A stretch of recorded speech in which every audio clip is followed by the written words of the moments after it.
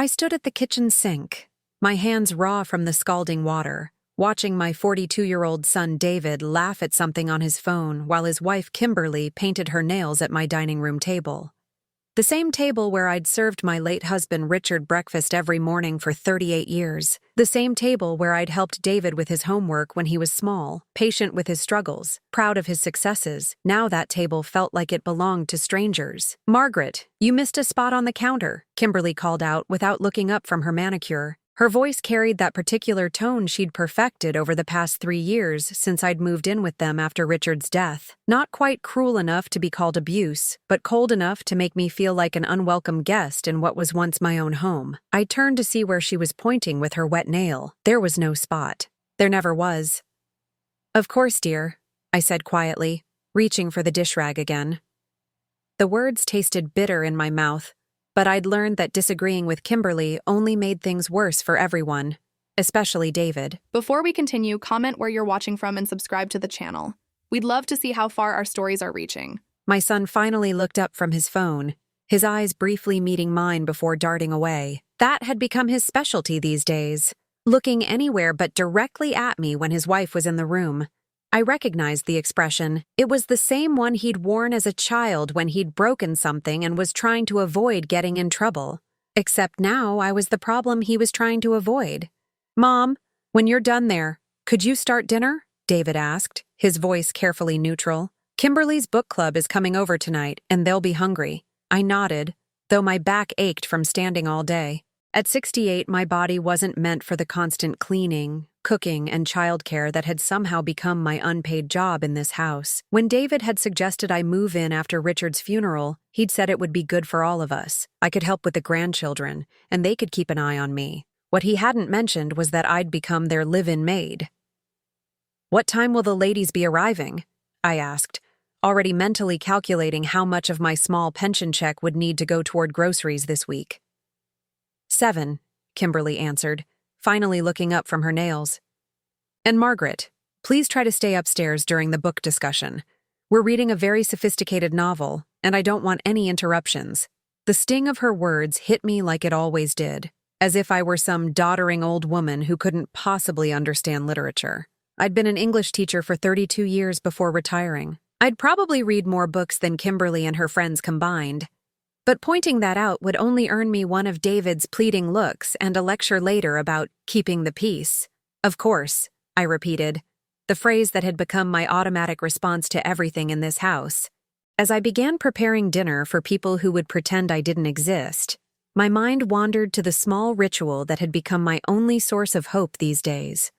Every Tuesday, when I walked to the pharmacy to pick up my blood pressure medication, I would stop at Murphy's Corner store and buy a lottery ticket. Just one, with the $5 I managed to save from my grocery money each week. It wasn't much, but it was mine. Richard had always said that hope was important, even when life felt impossible. "Sometimes, Maggie," he'd tell me in his gentle way, "all we need is the possibility that tomorrow might be different." I would fold those tickets carefully and keep them in the small jewelry box that held my wedding ring, and the few pieces of my mother's jewelry that Kimberly hadn't suggested I donate to charity. Every week, I would check the numbers with trembling fingers, knowing the odds were impossible but needing that moment of possibility. The sound of my 8-year-old grandson Tommy's laughter drifted in from the backyard, where he was playing with his 5-year-old sister Emma. They were the bright spots in this dim existence, though even my relationship with them had changed. Kimberly monitored our interactions like a hawk, always ready to swoop in and redirect their attention elsewhere if I seemed to be getting too close. "Grandma Maggie spoils them," she'd tell David when she thought I couldn't hear. "They need structure, not an old woman filling their heads with fairy tales." But fairy tales were all I had left to give. Stories of princesses who found their strength, of magic that could transform even the darkest situations. Stories that helped me believe that maybe, someday, my own story might have a different ending. As I seasoned the chicken for dinner, my fingers automatically went to the latest lottery ticket in my apron pocket. Tonight's drawing was for $77 million, an amount so large I couldn't even properly imagine it.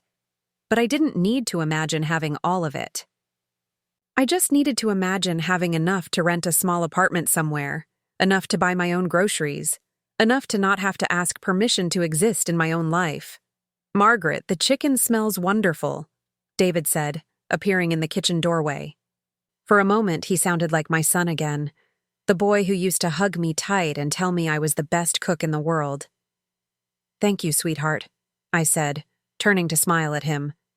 Maybe this was the moment he would really see me again, see what his silence was doing to his own mother.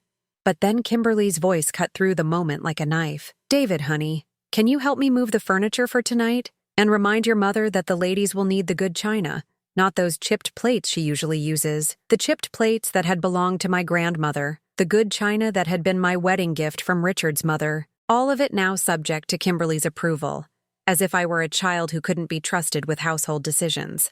David's expression shifted back to that careful neutrality. Sure, babe. Mom, you heard her about the china. I watched my son walk away from me again, choosing his wife's comfortable contempt over his mother's quiet dignity.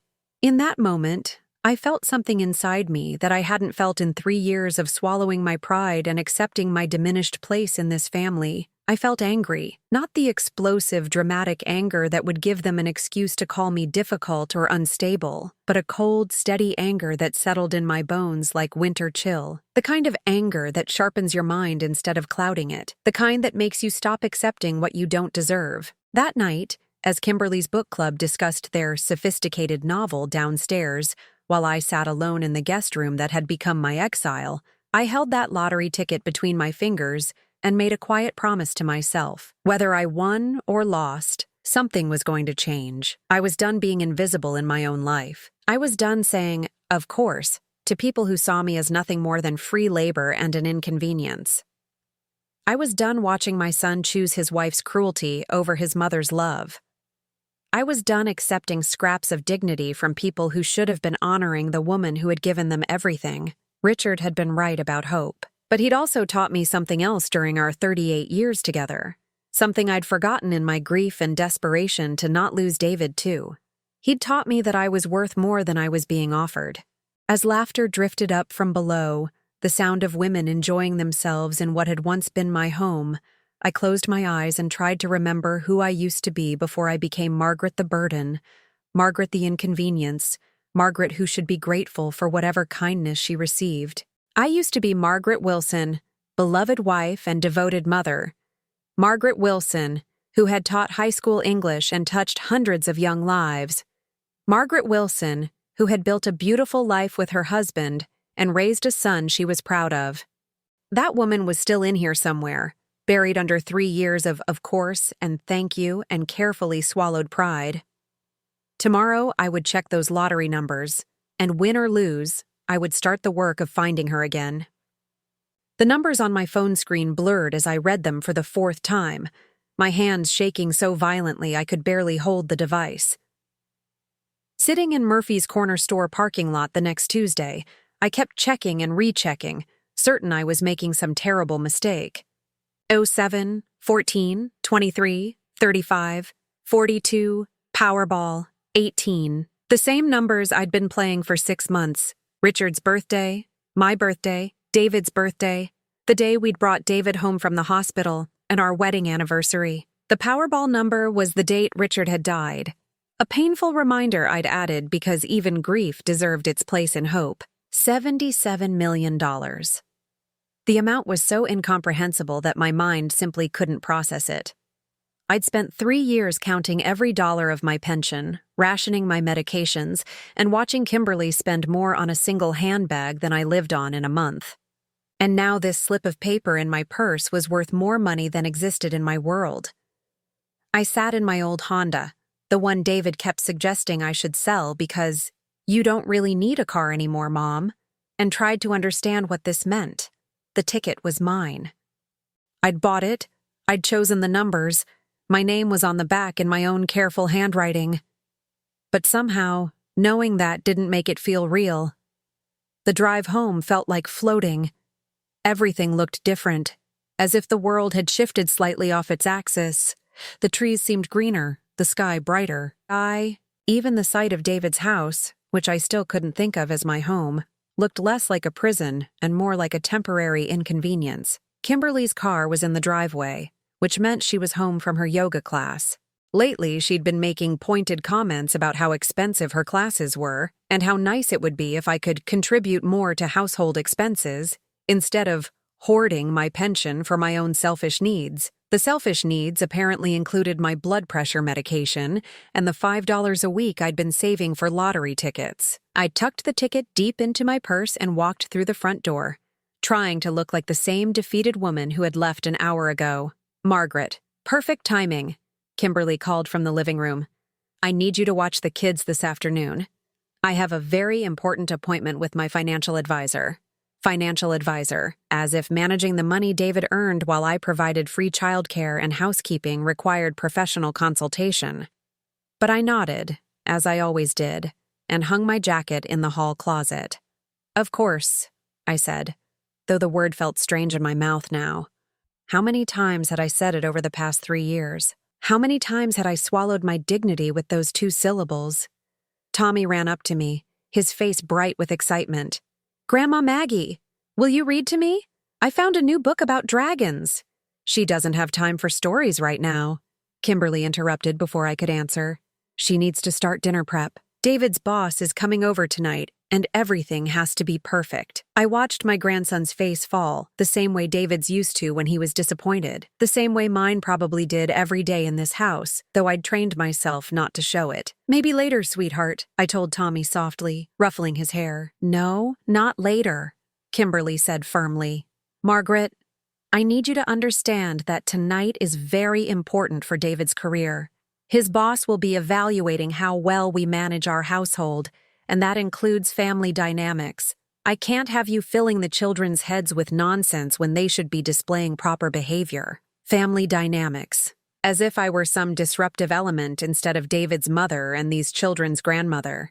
As if my presence in their lives was a problem to be managed rather than a blessing to be cherished. But today, instead of the familiar ache of humiliation, I felt something else. The weight of that lottery ticket in my purse gave me a strange kind of armor, a shield against the small cruelties that had been wearing me down piece by piece. "I understand," I said, and for the first time in months, I actually did understand. I understood that this woman saw me as nothing more than unpaid help. I understood that my son had chosen to see me the same way. And I understood that very soon, none of it would matter anymore. That afternoon, while Kimberly was at her appointment, I sat with Tommy and Emma in the backyard, helping them build a fairy house out of twigs and leaves.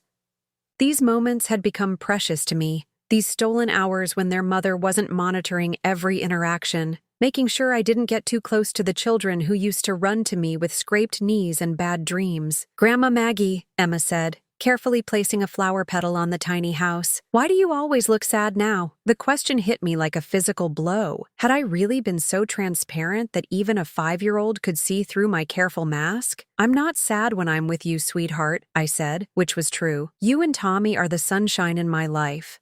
"Nah, but Mommy says you're sad because you miss Grandpa Richard," Tommy added, his 8-year-old mind working through concepts too big for his years. "She says that's why you don't smile anymore." Kimberly had been discussing my emotional state with my grandchildren.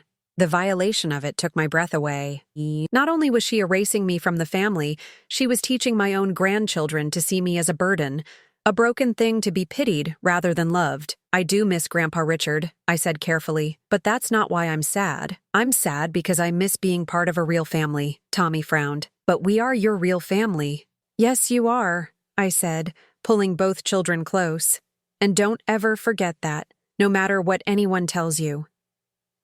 When Kimberly returned from her appointment, she was practically glowing with excitement. She found me in the kitchen, where I was preparing the elaborate dinner she'd demanded for David's boss. "Margaret, I have wonderful news," she announced, setting her designer purse on the counter. "My financial advisor says we're in an excellent position to upgrade our lifestyle. We've been living so far below our means." I continued chopping vegetables, wondering what she was referring to. I certainly hadn't been living below my means. Every dollar of my pension went toward household expenses, with nothing left for my own needs or wants. "That's nice, dear," I said neutrally. "It really is. Do you know what this means? We can finally afford that house in Maple Heights we've been looking at. The one with the master suite and the 3-car garage. The house with no room for David's mother," I noted silently. "The house that would complete my transformation from family member to occasional visitor." "That sounds lovely," I said, though my heart was breaking for the grandmother I used to be, the one who would have been included in such important family decisions. Kimberly moved closer, her voice dropping to a conspiratorial whisper. "Between you and me, I think it's time. David needs space to advance his career, and we need space to grow as a family. The children are getting older, and they need their own rooms, their own privacy." Translation: there would be no place for me in their bright new future. That evening, as I served dinner to David, his boss, Mr. Patterson, and Kimberly, while the children ate in the kitchen like second-class citizens, I watched my daughter-in-law perform her role as the perfect executive's wife. She laughed at Mr. Patterson's jokes, complimented his tie, and spoke knowledgeably about the wine David had selected for the occasion. She was good at this performance, I had to admit. She'd transformed herself from the struggling young woman David had married into this polished creature who fit seamlessly into his professional world. The same world that apparently had no place for a 68-year-old mother who didn't understand the importance of appearances. "Your wife certainly runs a beautiful household," Mr. Patterson told David as I refilled his wine glass. "It takes real skill to manage everything so smoothly." "Kimberly's amazing," David agreed, beaming with pride. "She handles everything. The house, the kids, our social calendar. I don't know what I'd do without her." I waited for him to mention my contributions, the way I cooked and cleaned and cared for his children so his wife could focus on being amazing. But the acknowledgement never came. In David's version of their perfect life, I simply didn't exist. Later, as I cleaned up the dinner dishes while the adults retired to the living room for coffee and conversation I wasn't invited to join, I found myself thinking about that lottery ticket upstairs in my purse. $77 million. Enough to buy my own house, my own car, my own life. Enough to never again have to say, "of course," to people who treated me like hired help. But more than the money, I was thinking about the choice it represented. For 3 years, I'd told myself I was staying for David, for the grandchildren, for the sake of family unity. I'd convinced myself that swallowing my pride was noble, that sacrificing my dignity was what mothers did for their children. Now I understood the truth. I'd been staying because I was afraid.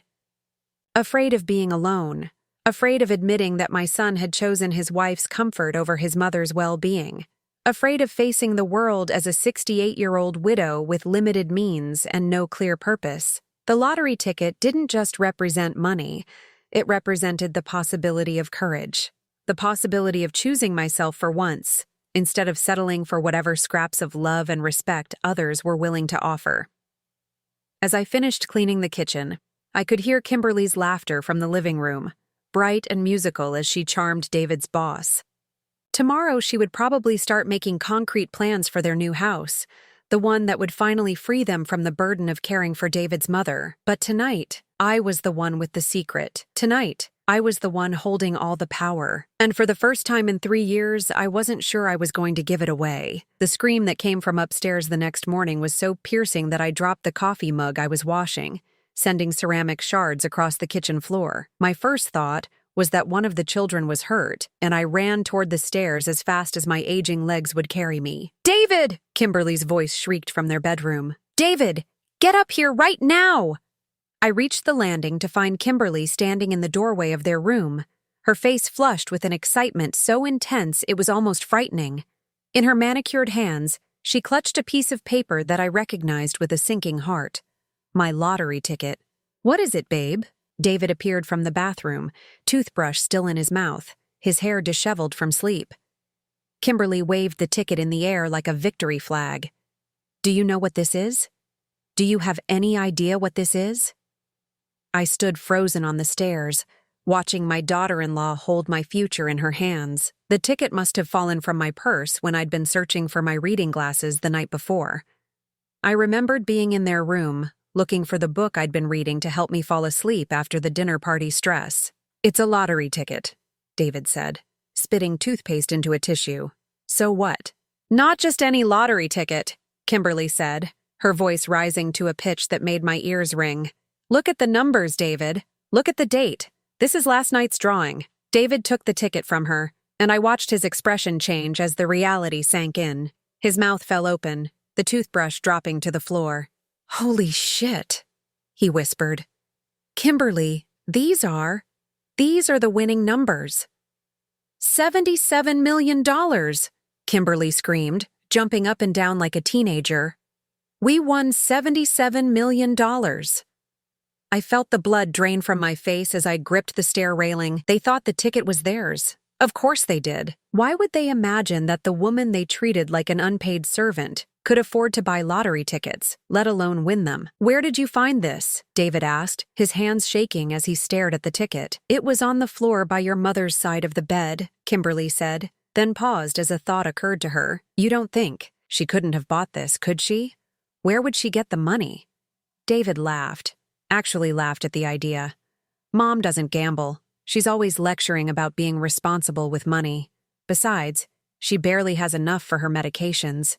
This must have fallen out of your purse. But I didn't buy a lottery ticket, Kimberly said, though her confusion was quickly being replaced by rationalization. Although, you know what? I did stop at Murphy's Corner store yesterday for gum. I must have bought it without thinking. You know how I am when I'm distracted. I watched my son nod along with this obvious lie, wanting so desperately to believe in their good fortune that he'd accept any explanation that made it true. The man who used to pride himself on his honesty was now participating in the theft of his own mother's miracle. We're rich, Kimberly whispered, and then louder. We're rich. David, we're actually rich. They embraced in their bedroom doorway, dancing around like children, while I stood invisible on the stairs watching my dreams being stolen in real time. I could have spoken up then. I could have cleared my throat and explained that the ticket was mine, that I'd been playing those same numbers for months. But something held me back. Maybe it was the pure joy on David's face, the first genuine happiness I'd seen from him in years. Maybe it was curiosity about what they would do with this windfall. Or maybe it was the growing certainty that this moment was going to reveal truths about my family that I needed to see, no matter how much they hurt. We have to tell the kids, David said, pulling away from Kimberly. And Mom. Oh my God, Mom can finally stop worrying about money. The irony of his words hit me like a physical blow. I could stop worrying about money if they didn't steal the very ticket that would accomplish that. Wait, Kimberly said, grabbing David's arm. Let's think about this rationally. We need to make sure everything is handled properly. Legal advice, financial planning, tax implications. We can't just go running around telling everyone. David nodded, his expression becoming more serious. You're right. We need to be smart about this. And David, Kimberly continued, her voice taking on a tone I'd heard her use when she was manipulating him into seeing things her way. We need to think about what this means for our living situation. What do you mean? Kimberly glanced around, as if checking to make sure I wasn't listening, though she'd made no effort to lower her voice.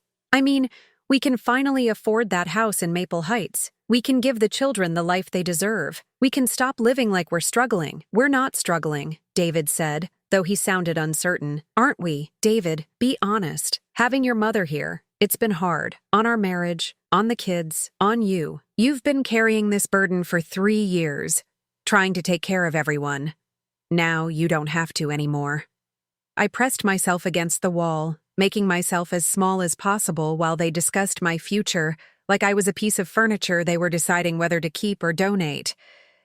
She's my mother, Kim. She doesn't have anywhere else to go. She'll have options now, Kimberly said smoothly. Good options. We can afford to put her in one of those nice senior communities, the kind with activities and medical care. She'll be happier with people her own age, and we'll have our family space back. Senior communities. She was already planning to warehouse me, using my own money to do it. I don't know, David said, but I could hear the temptation in his voice. It seems wrong to just send her away right after we win the lottery. It's not sending her away, it's giving her independence. Think about it, David. She's been dependent on us for 3 years. This gives her dignity back. The word dignity coming from Kimberly's mouth was so absurd I almost laughed out loud. This woman who had spent 3 years systematically stripping away every shred of my dignity was now claiming to want to restore it. Besides, Kimberly continued, we need to think about what's best for Tommy and Emma. They need stability, not an old woman filling their heads with outdated ideas. Outdated ideas, like kindness and respect for elders, and the importance of family loyalty. Let's not make any hasty decisions, David said finally. We'll figure out the best way to handle everything. But Kim, promise me we'll be generous with Mom. Whatever we do, we make sure she's taken care of. Of course, baby, Kimberly cooed, and I could practically hear her mental calculator working. The smallest possible amount to assuage David's guilt while maximizing their own gain. I crept back down the stairs before they could discover me eavesdropping, my mind reeling with what I'd just witnessed. Not only were they planning to steal my lottery ticket, they were already discussing how to get rid of me with the proceeds. In the kitchen, I mechanically swept up the broken coffee mug while processing the enormity of what was happening. My own son was about to participate in robbing me of $77 million. More than that, he was about to use that stolen money to exile me from his life. The phone rang, jarring me from my thoughts. David's voice echoed from upstairs as he answered. Hello? Yes, this is David Wilson. What? Are you sure? Oh my God, yes, we'll be right there. I heard footsteps thundering down the stairs, and both David and Kimberly appeared in the kitchen, their faces flushed with excitement. Mom, David said, his voice breathless, something incredible has happened. Kimberly found a lottery ticket, and it's the winning ticket, $77 million. I forced my face into an expression of surprise and delight. That's wonderful, sweetheart. How exciting for you both. It's life-changing, Kimberly added, her eyes gleaming. We're going to the lottery office this afternoon to claim the prize. Everything's going to be different now. I'm so happy for you, I said. And part of me actually was. Happy to finally see them reveal their true natures. Happy to understand exactly where I stood in their hierarchy of importance. Mom, this means we can finally take proper care of you, David said. And for a moment he sounded like the caring son I remembered.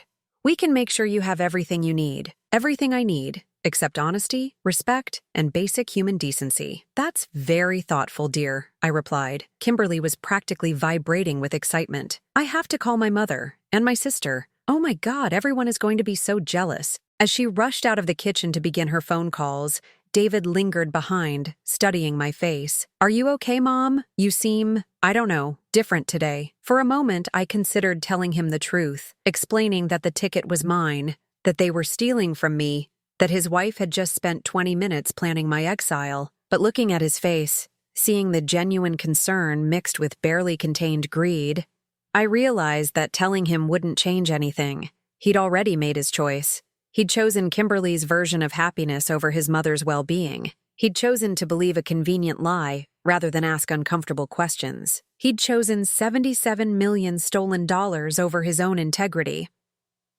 I'm fine, sweetheart, I said softly, just processing how much everything is about to change. David smiled, completely missing the layered meaning in my words. It's going to be amazing, Mom. You'll see.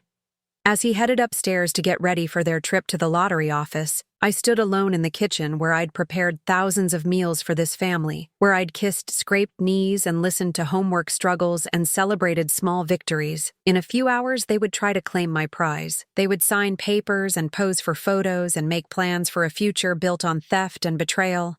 They would begin the process of erasing me from their lives, using my own money to do it. But they had made one crucial mistake. They had assumed that Margaret Wilson, the woman who said of course to everything, who swallowed every humiliation with grace, who had spent 3 years making herself invisible, was the same woman who would quietly accept having her miracle stolen. They were about to learn how wrong they were. I waited until their car disappeared down the street before I made my move. Kimberly had been so excited about their trip to the lottery office that she'd forgotten to give me my usual list of chores, and David had been too distracted to remind her. For the first time in months, I had the house to myself with no expectations weighing on my shoulders. The first call I made was to Murphy's Corner Store. Hello, this is Margaret Wilson. I bought a lottery ticket from you last Tuesday, and I need to verify the purchase. My voice was steadier than I'd expected it to be. Sure thing, Mrs. Wilson. came the familiar voice of Murphy's son, Sean, who'd been working the register for years. "I remember you buying your usual ticket. Same numbers as always, right? Let me check the security camera footage and receipt records." While Sean searched his system, I climbed the stairs to David's home office, a room I was normally forbidden to enter because it contained important business documents. Today, I needed to find something important of my own. "Mrs. Wilson?" Sean's voice came back on the line. "Yeah, I've got you right here. Tuesday, March 15th, 2:47 p.m. $5 Powerball ticket, customer selected numbers. You signed the back of it right at the counter, I remember because you always do." "Thank you, Sean. That's very helpful." My next call was to Janet Morrison, Richard's old secretary who'd become a close friend over the years. Janet had worked for a law firm before retiring, and she'd maintained connections in the legal community. "Margaret, how wonderful to hear from you. How are you managing?" "Janet, I need help, and I need it quickly. Do you still have contact with any attorneys who specialize in elder law?" There was a pause. "Of course I do." "Margaret, what's wrong? You sound strange." "I can't explain over the phone, but I need someone who can meet with me today. Someone who understands theft and fraud and what happens when family members try to steal from elderly relatives." "My God, Margaret. Are David and Kimberly—" "Yes," I said simply. "They are." Janet was quiet for a moment. Then her voice became crisp and professional. "I'm calling Robert Hendricks right now. He's the best elder law attorney in the state, and he owes me several favors. Can you meet with him at 2 o'clock? I checked the clock. It was barely noon. David and Kimberly would be at the lottery office for hours, dealing with paperwork and publicity." "Yes. Where?" "His office is downtown. I'll text you the address. Margaret, whatever they've done, we're going to fix it." For the first time in 3 years, I felt like someone was truly on my side. Robert Hendricks was a tall, silver-haired man with kind eyes and the sort of gentle authority that immediately put me at ease. His office was warm and comfortable, with family photos covering his desk and soft classical music playing in the background. "Mrs. Wilson, Janet has told me a bit about your situation, but I'd like to hear it from you. Start wherever you feel comfortable." I told him everything. The 3 years of gradual degradation, the way I'd been transformed from family member to unpaid servant, the lottery ticket I'd bought with my own money, and how they'd discovered it and assumed it was theirs. I told him about their plans to warehouse me in a senior facility while they enjoyed my $77 million. When I finished, Robert leaned back in his chair and studied me with professional interest. "Mrs. Wilson, what you're describing is a textbook case of elder financial abuse. The lottery ticket theft is just the latest manifestation of a pattern that's been building for years. Can you help me get it back?" "Absolutely. The ticket is yours, purchased with your money, signed with your name. But I want to be clear about something. Once we take action, your relationship with your son and daughter-in-law will be permanently altered. Are you prepared for that?" I thought about David's laugh when Kimberly suggested I was too poor to buy lottery tickets. I thought about their plans to use my money to exile me from their lives. I thought about 3 years of course, and swallowed dignity. "Mr. Hendricks, my relationship with them is already over. They just haven't realized it yet." He smiled, an expression that was both sad and admiring. "Then let's make sure you get what's rightfully yours." The plan was elegantly simple. Robert would contact the lottery office immediately, explaining that there was a dispute over ticket ownership and that no prize should be awarded until the matter was resolved. In the meantime, I would gather evidence of my ticket purchases and establish a clear pattern of my lottery playing. "The beauty of this situation," Robert explained, "is that Sean at Murphy's Corner store can verify your purchase. The security cameras will show you buying and signing the ticket, and your bank records will show the withdrawal of $5 on the exact day and time. Their story about Kimberly buying it while distracted falls apart under the slightest scrutiny." I felt a flutter of something I hadn't experienced in years. Hope mixed with a desire for justice, seasoned with the satisfaction of watching carefully laid plans come together. What happens when they try to claim the prize? They'll be told there's a legal challenge to their claim and that they need to provide documentation proving ownership. When they can't, because the ticket was purchased by you, the investigation will begin. I left Robert's office feeling lighter than I had in months. For the first time since Richard's death, I was taking control of my own life instead of passively accepting whatever others decided I deserved. When I arrived home, David and Kimberly's car was already in the driveway. I could hear raised voices coming from the kitchen, and I braced myself for what was coming. "Don't understand how this could happen," Kimberly was saying as I entered the house. "We had all the documentation. The ticket was signed. They said there was some kind of legal challenge," David replied, his voice tight with frustration. "Something about disputed ownership. Disputed by whom?" Kimberly's voice was rising toward the shriek zone. Who else could possibly claim it? They both turned when they heard my footsteps, and I saw something in their expressions that I'd never seen before when they looked at me. Suspicion. "Mom," David said carefully, "did you talk to anyone today about the lottery ticket?" "What do you mean, sweetheart?" "The lottery office said someone contacted them claiming the ticket was purchased by a different person, someone with the same last name as us." I set my purse down slowly, buying time to arrange my thoughts. How strange. Who would do such a thing? Kimberly's eyes narrowed. "Margaret, did you have anything to do with this?" "With what, dear?" "Don't play dumb," she snapped, all pretense of politeness abandoned. "Did you call the lottery office and tell them the ticket was yours?" I looked at my daughter-in-law, this woman who had spent 3 years treating me like dirt, who had planned to steal my miracle and use it to throw me away like garbage. I looked at my son, who had enabled every cruelty, who had chosen his wife's comfort over his mother's dignity at every turn. "Yes," I said simply. "I did." The silence that followed was electric. David's face went through several expressions: confusion, disbelief, and finally anger. "Mom, what are you talking about? The ticket isn't yours." "Actually, it is. I bought it last Tuesday at Murphy's Corner store with $5 from my pension money. I've been playing the same numbers for 6 months. Your birthday, my birthday, your father's birthday, the day we brought you home from the hospital, our wedding anniversary, and the day your father died." I watched the color drain from David's face as the significance of those numbers hit him. They weren't random selections that Kimberly had mindlessly chosen.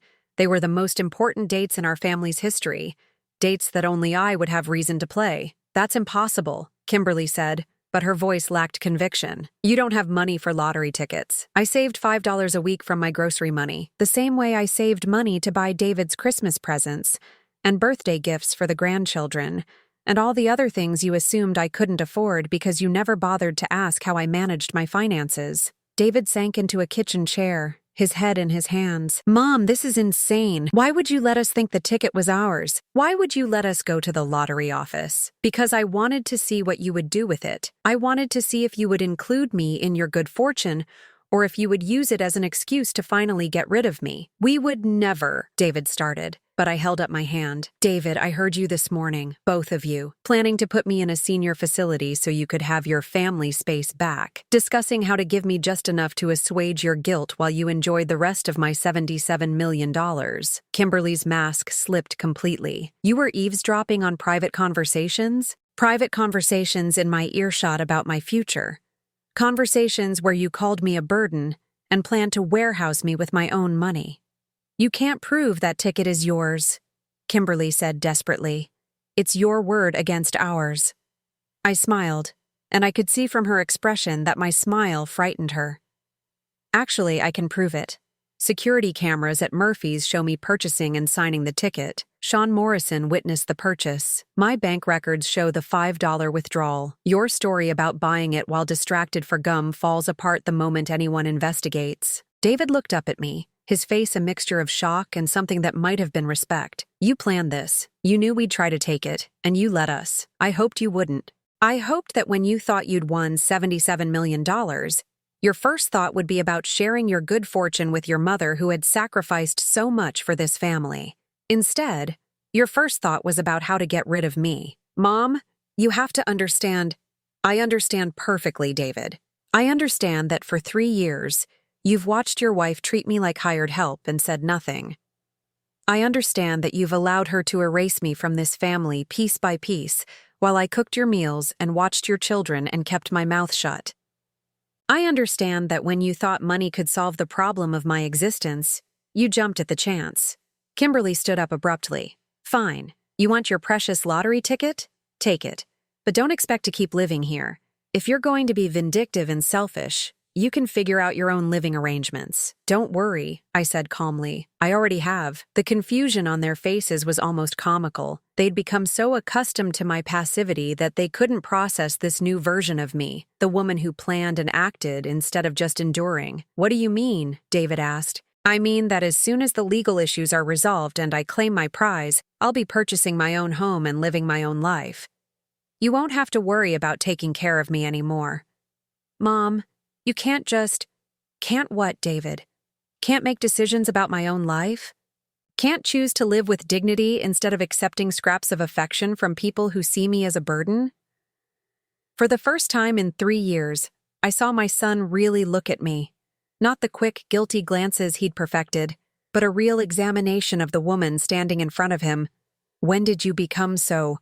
He searched for the word. Strong? I suggested. I've always been strong, sweetheart. I just forgot for a while. The next 6 weeks passed in a blur of legal meetings, media interviews, and the surreal experience of watching my life transform from the outside in. Robert Hendricks had been true to his word. The Lottery Commission's investigation took less than a week to confirm what we already knew. The ticket was mine, purchased with my money, signed with my name, and backed by security footage that showed the entire transaction. David and Kimberly had been forced to return the few $1,000s they'd managed to spend during their brief window of believing they were millionaires. The embarrassment of having their theft attempt exposed had driven them into a silence that felt more hostile than their previous dismissiveness. I chose to take the lump sum payment, which after taxes left me with $42 million. More money than I could spend in several lifetimes, and certainly enough to fund the new life I was planning. The house hunting had been an adventure I'd never expected to have at 68. I'd imagined I would spend my remaining years in whatever corner of David's life he was willing to give me. Instead, I found myself touring beautiful properties with Janet Morrison, who had insisted on being my house hunting companion. What about this one? Janet asked, pointing to a listing for a modest but elegant colonial in the historic district. It has that library you wanted, and look at this garden. I studied the photos on her tablet. The house was perfect, not so large that I'd feel lost in it, but spacious enough to host the grandchildren for visits if David ever came to his senses. The library had floor-to-ceiling bookshelves and large windows that would be perfect for reading. The garden was mature and well-maintained, with room for the vegetable plot I'd been dreaming about. It's beautiful, I said, but won't people think I'm being frivolous buying such an expensive house? Janet looked at me with the exasperated expression she'd perfected during our friendship. Margaret Wilson, you just won $42 million. You can buy whatever house makes you happy, and anyone who thinks otherwise can mind their own business. She was right, of course. After 3 years of justifying every small purchase, of asking permission to exist in my own life, I was still adjusting to the idea that my choices were my own to make. The colonial became mine within the week. The previous owners were relocating for work and eager to close quickly, which suited my timeline perfectly. I wanted to be settled before the media attention around my lottery win completely died down, and before David and Kimberly could figure out how to manipulate their way back into my good graces. Moving day arrived with the efficiency that only money can buy. Professional movers handled everything while I supervised from a comfortable chair, sipping coffee and watching my new life take shape room by room. The furniture I'd ordered was delivered and arranged according to the floor plan I'd spent hours perfecting. For the first time in my adult life, every piece in my home was exactly what I wanted, placed exactly where I chose to put it. The doorbell rang around noon, and I opened it to find David standing on my front porch, looking uncertain and somehow smaller than I remembered. "Hi, Mom," he said, his voice careful and formal. "The house it looks really nice." "Thank you. Would you like to come in?" He followed me through the foyer into the living room, his eyes taking in the comfortable furniture, the family photos I'd rescued from storage, the sense of home I'd created in just a few days. "Where are the children?" I asked, settling into my new favorite chair, a recliner that was positioned perfectly for reading with natural light. "At school. Kimberly is. She's having a hard time with all this." I waited for him to continue. no longer feeling obligated to make conversations comfortable for people who had spent years making me uncomfortable. "She's angry," David admitted, "about the money, about the house, about the way things ended. She feels like you manipulated the situation." "And what do you feel, David?" He was quiet for a long moment, looking around the room that somehow managed to feel more like home than the house where I'd lived for 3 years. "I feel like I don't know you anymore," he said finally. "This person who plans and schemes and keeps secrets. This isn't the mother I remember." "The mother you remember was broken by grief and terrified of being alone," I said gently.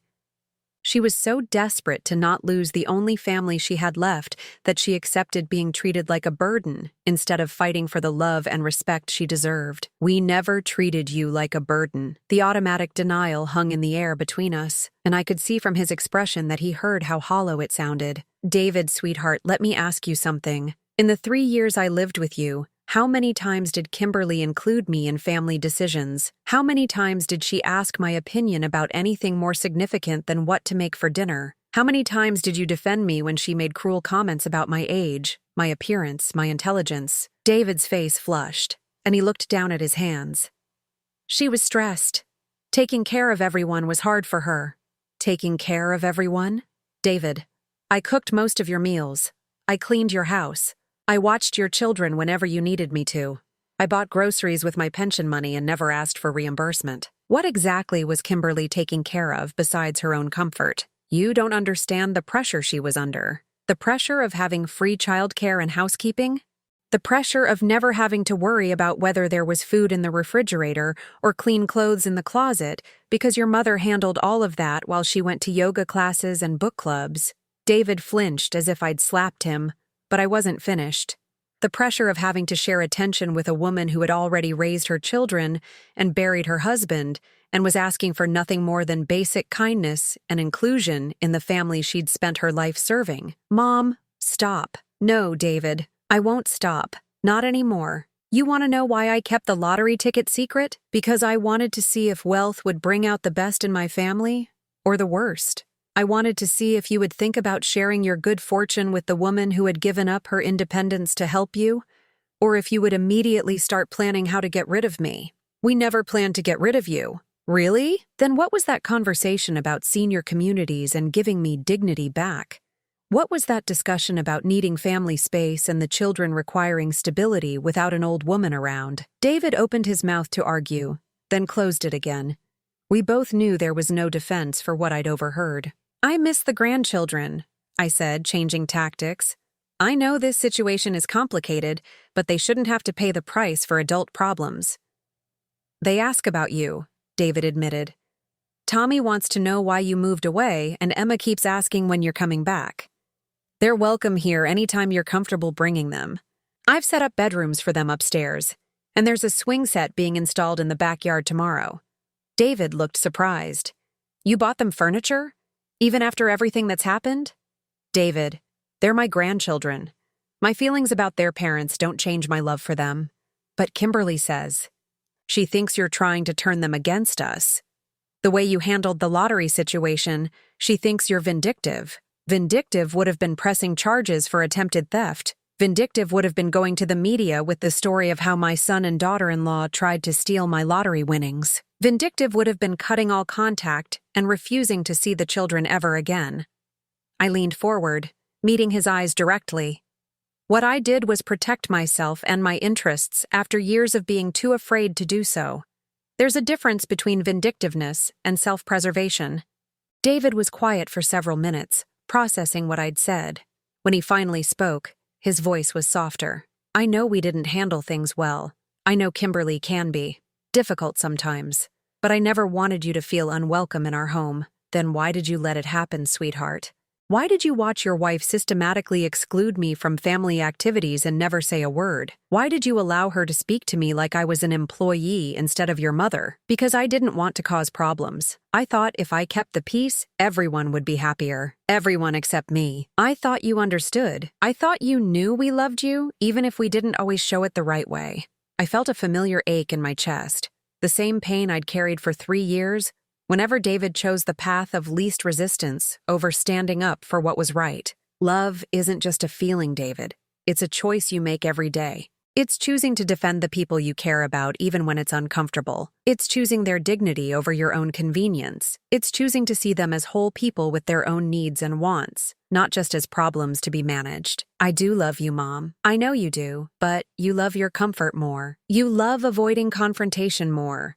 You love the version of family life where everyone stays quiet about problems instead of addressing them. David stood up, pacing to the window that overlooked my new garden. So what happens now? Do we just not have a relationship anymore? That's up to you, I said. I'm not going anywhere. I'm not going to disappear to make your life easier. But I'm also not going to accept being treated as less than I am.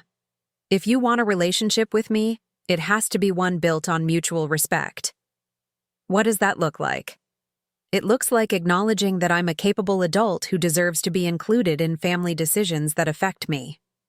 It looks like setting boundaries with Kimberly about how she speaks to me and about me. It looks like recognizing that the woman who raised you and supported you and sacrificed for you deserves better than to be hidden away when her presence becomes inconvenient. David turned back to face me, and for a moment, I saw the little boy he used to be, the one who came to me with his problems because he trusted me to make things better. I don't know if I can change the way things are with Kimberly. She's very angry about all this. I'm not asking you to change her, David. I'm asking you to decide what kind of man you want to be. The kind who stands up for his principles, or the kind who goes along with whatever keeps the peace. Can I bring the kids by this weekend? Just for a few hours? I smiled, feeling the first real spark of hope I'd had since this whole situation began. I would love that. And David? I'm proud of you for asking. After he left, I sat in my beautiful living room surrounded by my own chosen possessions, thinking about second chances and the courage it takes to demand better for yourself. The lottery ticket had given me financial freedom, but the real prize had been discovering that I was worth more than I'd been accepting. Whether David could learn the same lesson remained to be seen, but for the first time in 3 years, I was optimistic about the possibility. 2 years later, I stood in my kitchen on a crisp October morning, making pancakes for Tommy and Emma while they argued about whether dragons or unicorns would win in a hypothetical battle. The sound of their laughter filled my house with the kind of joy I'd thought I'd lost forever. "Grandma Maggie, tell them dragons are better," Tommy pleaded, syrup already decorating his chin despite having only taken 2 bites. I said diplomatically, flipping another pancake, that both dragons and unicorns have their strengths. Maybe they'd become friends instead of fighting. Emma clapped her hands. "Yes, they could have tea parties." "Dragons don't drink tea," Tommy protested. "They breathe fire. Fire could keep the tea warm," I pointed out, and both children dissolved into giggles. These Saturday morning breakfasts had become a treasured routine. David brought the children over every weekend now, and sometimes they stayed overnight in the bedrooms I'd designed specifically for them. Tommy's room had space-themed decorations and a telescope by the window. Emma's was decorated in soft purples and pinks, with a dollhouse that we'd spent months furnishing together. The transformation in David over the past 2 years had been gradual but remarkable.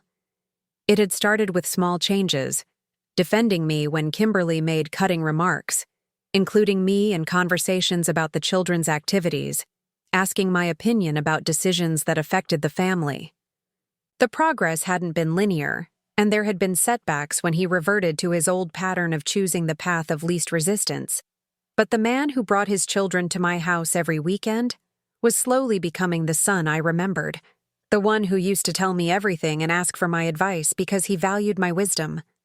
The divorce had been finalized 6 months ago. I hadn't pushed for it or even suggested it, but watching David navigate the reality of standing up for his principles had apparently opened his eyes to other areas where he'd been compromising his values. Kimberly had not taken kindly to his newfound backbone, and the marriage had crumbled under the weight of years of built-up resentment and fundamental incompatibility. She wasn't a bad person, David had told me during one of our long conversations after the separation. But she was wrong for me, and I was wrong for her. We both wanted someone who would make us feel better about ourselves instead of someone who would challenge us to be better. The custody arrangement was working well. Kimberly had the children during the week, and David had them on weekends. She'd initially tried to use them as weapons, forbidding David from bringing them to see me. But her lawyer had quickly explained that such restrictions were both unenforceable and likely to backfire in court. These days, our interactions were minimal, but civil. She would nod politely when she picked up the children, and I would respond in kind. We would never be friends, but we no longer needed to be enemies. She was moving on with her life, and I was moving on with mine. "Mom, can I talk to you for a minute?" David asked, appearing in the kitchen doorway. He'd been unusually quiet this morning, and I'd noticed him watching me with an expression I couldn't quite read. "Of course." "Kids, why don't you go play in the backyard for a few minutes while your dad and I talk?" They raced outside, their voices carrying through the open window as they debated the rules for a new game they were inventing. David sat down at my kitchen table, the same spot where we'd had so many difficult conversations over the past 2 years. "I got some news this week," he began, his hands wrapped around the coffee mug I'd poured for him. "About Kimberly." I waited, not sure if this was good news or bad news from his perspective. "She's engaged, to her yoga instructor apparently. They're planning a Christmas wedding." I studied David's face, looking for signs of hurt or regret, but found only a kind of peaceful resignation. "How do you feel about that?" I asked, relieved, mostly, and happy for her, I think. "Marcus seems like a good guy, and he makes her laugh in a way I never did." David paused, taking a sip of his coffee. "But that's not really what I wanted to talk to you about." "What is it, sweetheart?" I wanted to apologize. Really apologize, not just for the lottery ticket situation, but for everything. For the 3 years I let you be treated like you didn't matter. For choosing my own comfort over your dignity. For being the kind of man who would rather ignore problems than face them. The sincerity in his voice brought tears to my eyes. This was the conversation I'd been hoping for since the day I'd moved out of his house, but I'd learned not to push for it. Some apologies have to come in their own time to have real meaning. "I know you've forgiven me," David continued, "but I needed to say it out loud.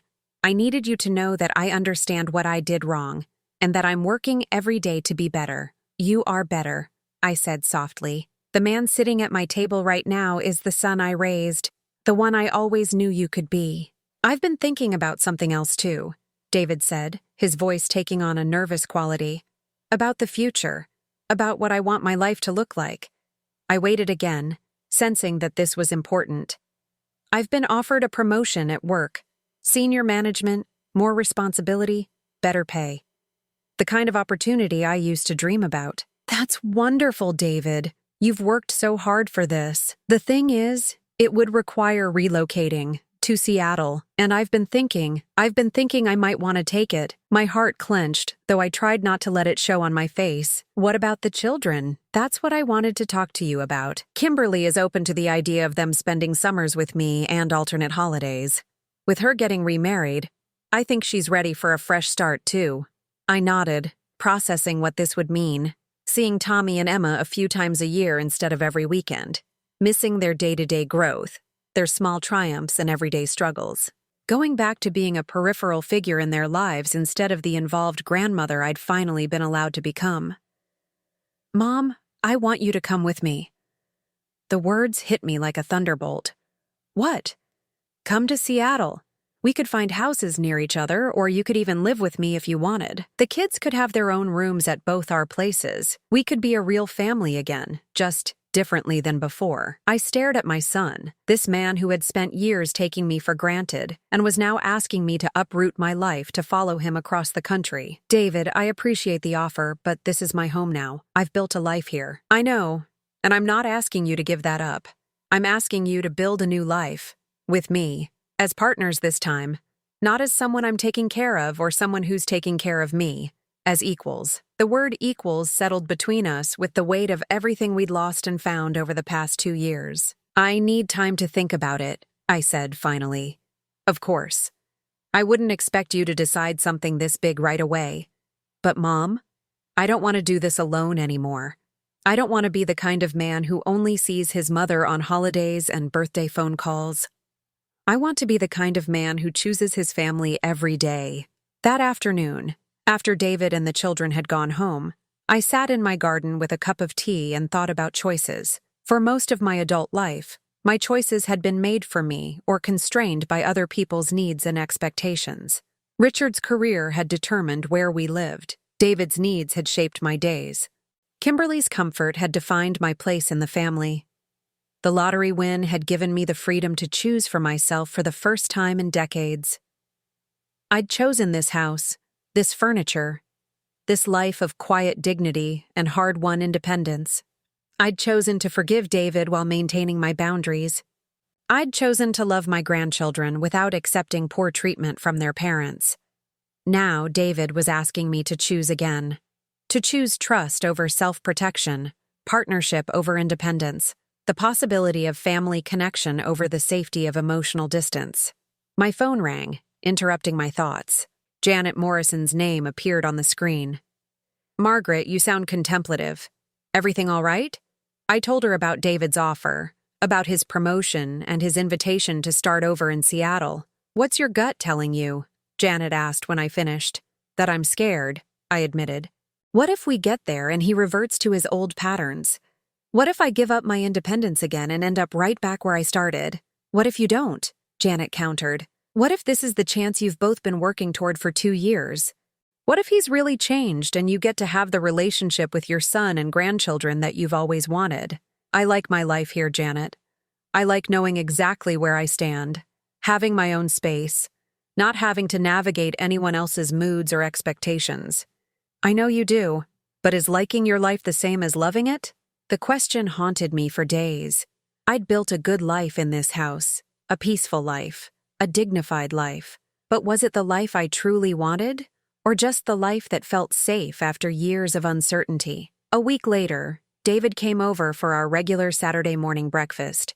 The children were staying with Kimberly for the weekend because of some family event on her side, so it was just the two of us sitting at my kitchen table. "Have you thought about Seattle?" he asked, not meeting my eyes. "Every day," I said. "I've thought about all of it, the logistics, the risks, the possibilities." And I looked at my son, this man who had disappointed me so deeply and then worked so hard to earn back my trust.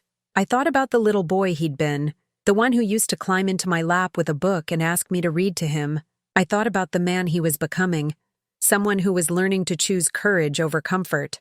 "Yes," I said simply. David's head snapped up, hope and disbelief warring in his expression. "Yes, I'll come to Seattle, but with conditions. Anything. We maintain separate households, close enough to be involved in each other's lives, far enough apart that we each have our own space." "Absolutely. You don't make decisions about my life without consulting me, and I extend you the same courtesy." "Of course. And David, if this doesn't work, if we fall back into old patterns, or if you decide that having your mother nearby is more complicated than you anticipated, I need to know that you'll be honest with me. No more years of polite pretending while resentment builds." David reached across the table and took my hand, his grip firm and warm. "Mom, I promise you, we're going to do this right this time." 6 months later, I stood in the kitchen of my new house in Seattle, making pancakes for Tommy and Emma, while they argued about whether dinosaurs or robots would win in a hypothetical battle. The view from my window showed the sound instead of my old garden, but the laughter filling my kitchen was the same. David lived 8 blocks away in a house he'd chosen specifically because it had enough bedrooms for the children and a guest room for me when I visited. I had my own guest room for him at my place, though we'd found that we both valued our separate spaces too much to spend every day together. We had dinner together twice a week, shared custody responsibilities when the children visited, and had slowly built the kind of adult relationship that honored both our independence and our connection. It wasn't the relationship we'd had when he was young, and it wasn't the damaged relationship we'd had during those 3 years when I lived with him. It was something new, something chosen rather than assumed. Some evenings, when the children were playing in my backyard and David was helping me clean up after dinner, I would catch glimpses of the family we were becoming. Not the family we'd been, with all its unexamined assumptions and unaddressed resentments, but a family built on mutual respect and conscious choice. The lottery ticket had given me more than money. It had given me the courage to demand better for myself, and the patience to wait for others to rise to meet that standard. It had taught me that being loved conditionally is worse than being alone, and that real love requires the courage to disappoint people rather than enable their worst impulses. Most importantly, it had taught me that it's never too late to choose differently, never too late to remember your own worth, never too late to build the life you actually want instead of accepting the life others are willing to give you. As I watched Tommy and Emma chase each other through my new garden, their laughter carrying on the Seattle breeze. I felt the deep satisfaction that comes from a story that ends not with dramatic resolution, but with quiet victory. The victory of a woman who had learned to value herself enough to demand that others do the same. The lottery ticket had been worth $77 million, but the peace I'd found was worth far more than that. It was priceless.